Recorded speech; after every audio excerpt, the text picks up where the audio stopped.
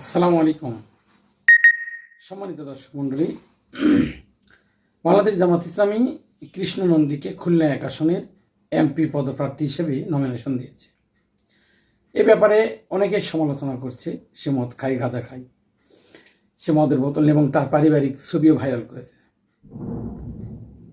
একটা কথা মনে রাখতে হবে যে প্রার্থিতা হচ্ছে একটা দলের মনোনীত প্রার্থী। আমি প্রার্থিতা ঘোষণা করতে পারি দলের প্রধান হিসেবে, ঘোষণা করলাম। সমালোচনা করার কি আছে আপনার? প্রয়োজনে আপনি তার চেয়ে ভালো প্রার্থী দিয়ে জিতিয়ে আনবেন, অথবা আপনি এই প্রার্থীকে ভোটের মাধ্যমে আপনারা বয়কট করবেন। কিন্তু তার পারিবারিক ছবি ভাইরাল করবেন, সে কি খেলো না খেলো সেটা ভাইরাল করবেন, এটা তো অনৈতিক কাজ। একজন প্রার্থীর ব্যক্তিগত জিনিস ভাইরাল করা যে কোনো মানুষের, এটা আইনত অপরাধ। এটা আরও একটা কথা, এটা দুর্বলতার বহিঃপ্রকাশ। কারা এসব করে? যারা তার আদর্শের কাছে পরাজিত, তার কাছে পরাজিত, এবং যাদের নীতি নৈতিকতাবোধ একেবারেই নেই। তাই এসব বিবেচনা করা উচিত।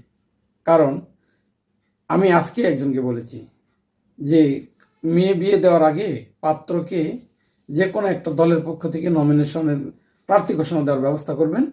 2 দিনের মধ্যে তার অরিজিনাল তথ্য বের হয়ে আসবে।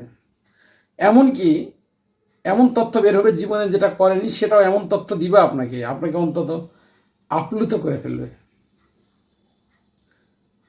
এসব কাজ নিন্দুকেরা অনবরত করেই যাচ্ছে।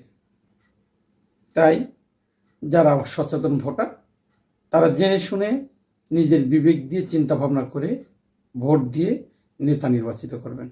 কারা ভালো কারা খারাপ নিজেদের বিবেকের উপর ছেড়ে দেবেন, এবং টাকার কাছে বিক্রি হবেন না।